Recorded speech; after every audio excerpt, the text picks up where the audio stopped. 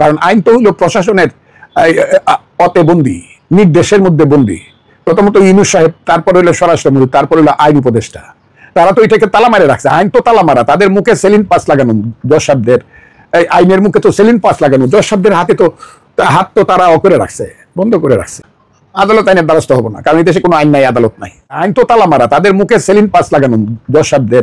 বকা শূন্য অভ্যস্ত হয়ে গেছে। তুমি কি স্লোগান দেয় এগুলো? কি ওই যে গাছের ডালে কাউয়া, অমুকটা অমুকটা, এক দু, বাবারা তোমরা কি করতেছো? হ্যাঁ, তোমরাও জানো আমিও জানি জামাত হলো পাকিস্তানি, তোমরাও জানো আমিও জানি জামাত শিবির পাকিস্তানি। কত সুন্দর স্লোগান। আপনি কি জীবন নিয়ে শঙ্কিত? আপনার পরিবারের নিরাপত্তা নিয়ে শঙ্কিত? নিশ্চয়ই। আপনি কি আদালত কিংবা আইনের দ্বারস্থ হবেন? না, আদালত আইনের দ্বারস্থ হবো না, কারণ এই দেশে কোনো আইন নাই, আদালত নাই।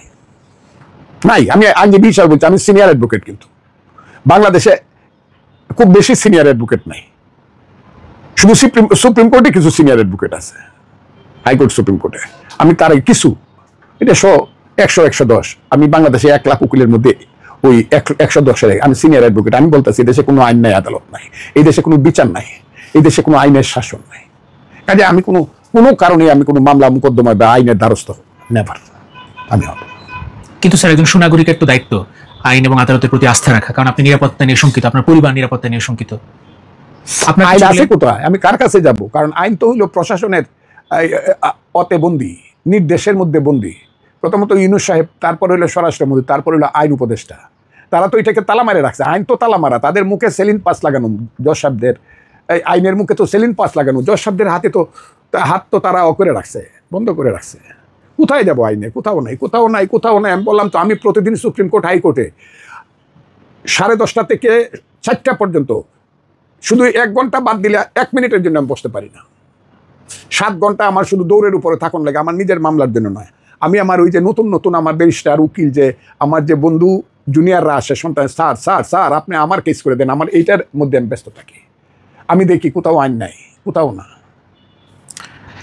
স্যার, আপনি কি এখনো কথা বলে যাবেন? আপনি কি এখনো কথা বলে যাবেন টক শোতে? আমি তো আপনার সাথে তো কথা বলছি, রাত জিজ্ঞাসা করেন কেন? কালকেও বলছি, আমি কালকেও 2টা টক শো করছি, এর আগের দিন 2টা টক শো করছি, আজকে করছি 5টা হলে এখন। হ্যাঁ, নিরবধি চলতে থাকবে বহমান নদীর মতো আমার জীবন। এটা স্রোত, এটা থামবে না তো। সুন্দর বলছেন। আচ্ছা, আরেকটি প্রশ্ন হচ্ছে স্যার, আপনার সমালোচনা করে ওরা যে স্লোগান দিল, তার প্রমাণ আসলে তাদের পরিচয়টা বহন করে। আমি যদি একটা খারাপ কিছু করি, এটা কিন্তু আমার পরিচয় বহন করে, আমার বংশ পরিচয় বহন করে। আপনি নিশ্চয়ই দুঃখ পেয়েছেন এত ছোট বয়সী ভুল বুঝে। আমি দুঃখ পেয়েছি আমার জন্য না, আমার কথাটা শুনেন। আমি দুঃখ পেয়েছি আমাদের নতুন প্রজন্মের জন্য। এরা তো বাচ্চা ছেলেরা এখানে আসছিল, 5-7টা ছেলে। এরা কি স্লোগান দিছে, আমি এটা কানেও শুনছি দূরে থেকে। আমি তো ইজিলি বাইরে হয়ে গেছে, আসছি কোর্টে, ইত্যাদি ইত্যাদি। এরা 500 আইলো, এদের সামনে গিয়ে আমি ফেস করবো, ওইগুলা কোনো ব্যাপার না। কিন্তু আমি সবচেয়ে অবাক হয়েছি, ইঞ্জিনিয়ারিং ইউনিভার্সিটির সন্তানেরা, আমার যারা মেধাবী ছেলে, যাদের উপরে বাংলাদেশের ভবিষ্যৎ নির্ভর করতেছে, ঢাকা বিশ্ববিদ্যালয়ের সন্তানেরা, বিভিন্ন বিশ্ববিদ্যালয়ের সন্তানেরা, বিভিন্ন হলের ছাত্রছাত্রীরা, তারা যে স্লোগান দেয়, আমি শুধু শঙ্কিত না, আমার অনেক সময় দম আটকে আসে। এই স্লোগান যে দেশে দেয়, এই দেশকে তো মানুষ অসভ্য হিসাবে চিনে। আমাদেরকে তো সারা পৃথিবীর মানুষ একটা ইতরের দেশ, যে পিতার সন্তান ভালো না সেই পিতার জীবন বৃথা, যে রাষ্ট্রের নতুন প্রজন্ম ভালো হয় না সেই রাষ্ট্র অকার্যকর, ফেল স্টেট। আমি বাবারা তাদেরকে বলি, তোমরা এইগুলা কি স্লোগান দেও, পরস্পরকে কি গালাগালি করো, কি স্লোগান দেও তোমরা? তারেক রহমান, খালেদা জিয়া, শহীদ জিয়া, বঙ্গবন্ধু শেখ মুজিবুর রহমান, এদের নামে কি স্লোগান দেও? আমি তো ফজলুর রহমান, আমার নামে তোমরা জুতা পেটা করো, কিন্তু তুমি কি স্লোগান দেও? এগুলা কি? ওই যে গাছের ডালে কাউয়া, অমুকটা, এক দু, বাবারা তোমরা কি করতেছো? আমি সেই কারণে দুঃখিত। আমাকে বকা দেয় সেই কারণে আমি দুঃখিত না। আমি তো হইলাম বিচ্ছিন্ন ব্যাপার। আমি তো শহীদ জিয়া, খালেদা জিয়া, তারেক রহমান না দলের। তাদের বিরুদ্ধে যে স্লোগান দিছে, বিএনপি তো সিরিয়াস হওয়া দরকার না, এই স্লোগান দেওয়া যাবে না। কারণ একমাত্র এই দেশে বিএনপি ঠিক করতে পারে দেশকে, যদি বিএনপি সাংগঠনিকভাবে এবং নীতিগতভাবে সঠিক পদক্ষেপ নেয়।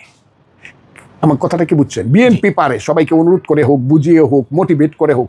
প্রথমত তার ছাত্রদলকে মোটিভেট করতে হবে। হাজার ছাত্রদল নেতাকর্মীকে প্রথমে এই ছাত্রদল নেতাকর্মী ছাত্র সমাজকে মোটিভেট করতে পারে।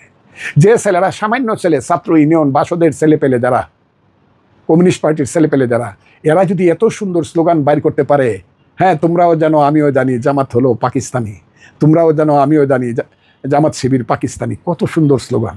আমরা তো একসময় স্লোগান দিতাম, তোমার আমার ঠিকানা পদ্মা মেঘনা যমুনা, ঠিক আছে?